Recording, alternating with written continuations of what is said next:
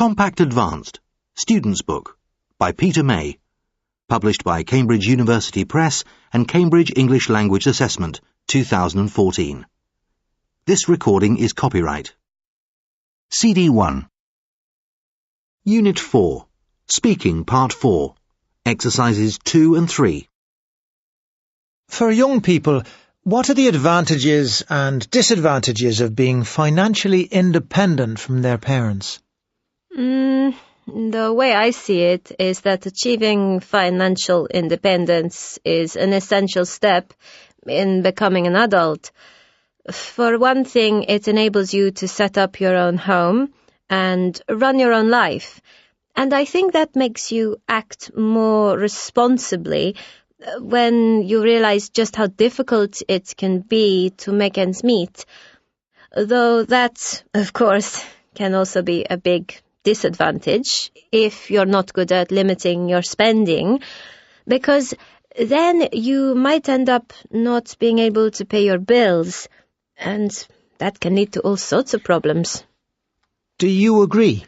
In part, yes, but it seems to me that being independent has a different meaning for people from different backgrounds.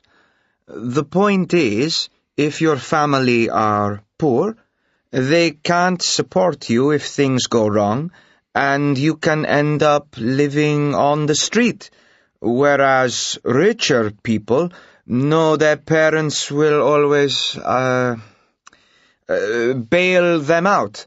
So that's a big advantage if you're well off. How can we reduce the huge difference in wealth between rich and poor countries?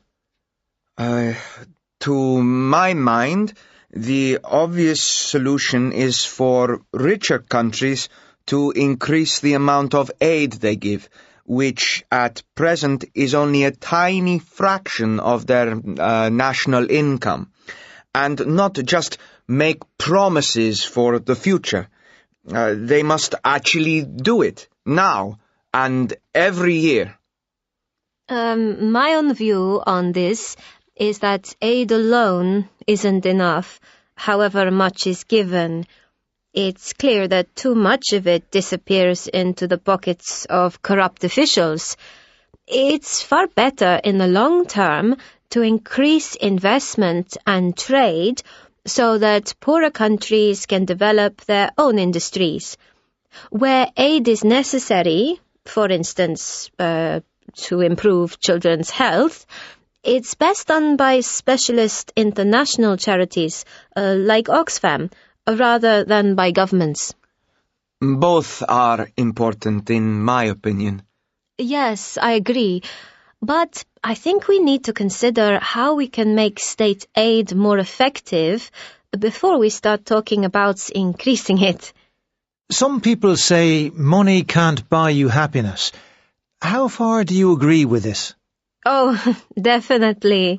I mean, you only have to look at all those miserable rich people in the glossy magazines and on TV to see that.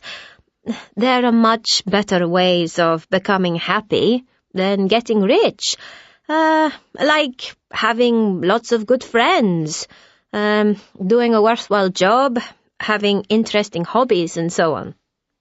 What do you think? Yes, it's true. In fact, the actual process of getting rich probably makes those people unhappy, because they're too busy trying to make money to enjoy life. Though, again, I'd say there's a difference here between rich and poor, because having very little money is without doubt a cause of great unhappiness for some people. For them, a bit more money might actually bring a little happiness. Thank you.